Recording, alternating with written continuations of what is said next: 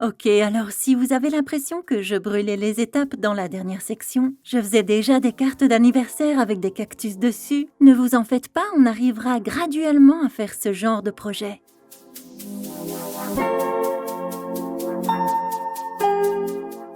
Si vous apprenez à dessiner ou à illustrer, on va commencer à parler du dessin de contour. On trace tout simplement le contour des objets. On ne doit pas s'occuper des ombrages. Ce n'est donc pas compliqué. Un livre de coloriage est fait uniquement en dessin de contour. C'est par cela qu'on va commencer aujourd'hui.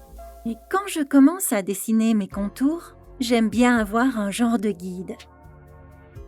La première chose que je vais dessiner, c'est une baleine. J'ai commencé avec un guide dessiné au crayon. C'est tout simplement un rectangle. La forme de la baleine commence à émerger. Donc elle est très carrée. Et donc je peux ajouter quelques détails qui font d'elle une vraie baleine. Mais je commence avec quelque chose pour me guider. Je vais dessiner 2 exemples de plus. Alors ici j'ai un cercle et un ovale. Vous pouvez voir comment ces simples dessins de contour changent selon le choix de mon guide. Alors cette baleine circulaire, elle a l'air vraiment très contente. Et celle-ci avec une forme plus ovale, ce long ovale, eh bien, elle a l'air plus sérieuse et aussi un peu plus réaliste. Bon d'accord, aucune d'entre elles n'est vraiment réaliste, mais vous savez ce que je veux dire. Alors, ce que j'aimerais bien que vous réalisiez, c'est que dans cette section, je n'essaye pas de vous apprendre à comment dessiner une baleine. J'aimerais juste que vous vous rendiez compte dans quel genre de style vous aimeriez illustrer. Votre style est-il similaire à celui que l'on trouve dans les dessins animés? Voulez-vous un style plutôt angulaire, plutôt réaliste? J'aimerais vraiment que vous pensiez à ce genre de choses quand vous êtes en train de faire des dessins de contours. Est-ce que vous aimez ajouter beaucoup de détails? Avez-vous envie d'ajouter de la profondeur dans vos dessins? Ou préférez-vous des images plus plates? Parce qu'en fait, c'est vous l'illustrateur, donc ça ne tient qu'à vous. Vous avez la liberté artistique de choisir. Alors pour le prochain exemple, je vais dessiner un lys, un simple lys.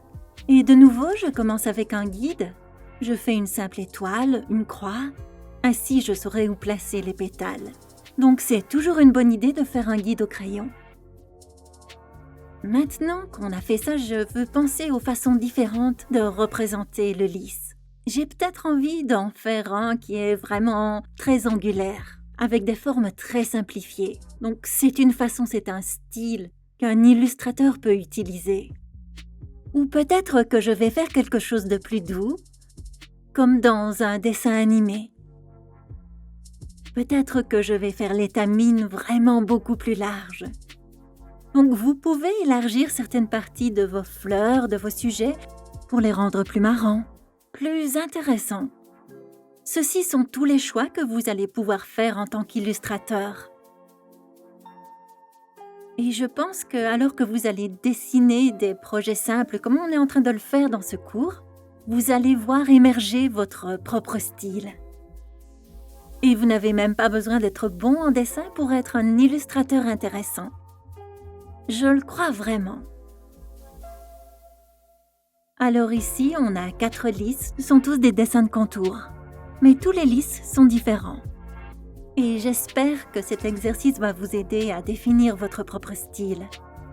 Alors on passe à l'étape suivante. Voici ici un vieil encrier. Il était dans mon studio, je le prends et on va essayer de le dessiner de différentes façons. Une fois de plus, je débute avec un guide. C'est une forme plus ou moins carrée. On va avoir un rendu assez plat. Donc je pense vraiment à sa forme la plus basique. Ici, je repasse dessus au marqueur. Et pour cette première illustration, je veux vraiment garder quelque chose de fort plat. Je veux quelque chose de très angulaire, de simple. Et à partir de ça, j'aimerais bien un peu expérimenter. Donc, quelque chose de vraiment très très simple. Je vais juste tracer une ligne ici au milieu qui représente l'encre, donc un dessin de contour basique. Pour le prochain exemple, je vais aussi dessiner de façon fort bidimensionnelle. Mais je veux ajouter plus de détails. C'est quelque chose auquel vous devez penser en tant qu'illustrateur. Est-ce que vous aimez les détails? Ou préférez-vous quelque chose de plus simple? Pensez à des bandes dessinées que vous aimez lire dans le journal ou des dessins stylisés sur Instagram. Vous voyez apparaître des styles vraiment bien définis. C'est soit très très simplifié ou alors détaillé. Ça peut être en noir et blanc ou alors très coloré. Tout ça va dépendre du choix de chaque illustrateur. Pour le prochain exemple, je vais ajouter plus de détails, plus de profondeur, je pense. Je vais ajouter plus de volume grâce à un jeu d'ombre et de lumière. C'est une illustration qui a plus de volume. Et on va parler de la profondeur dans quelques instants, dans le prochain module en fait. Je peux allonger cet encrier, je ne suis pas obligée de reproduire exactement ce que je vois. L'encrier peut être grand et mince, ou petit et gros, ou je peux vraiment enlever tous les détails. Représentez le monde comme vous le voulez. De nos jours, tout le monde a un appareil photo dans sa poche. Donc c'est vraiment votre job en tant qu'artiste de ne pas être une caméra. Vous devez représenter les choses selon votre façon, bien à vous, unique. Et la façon dont vous dessinez les choses en dit vraiment long sur vous.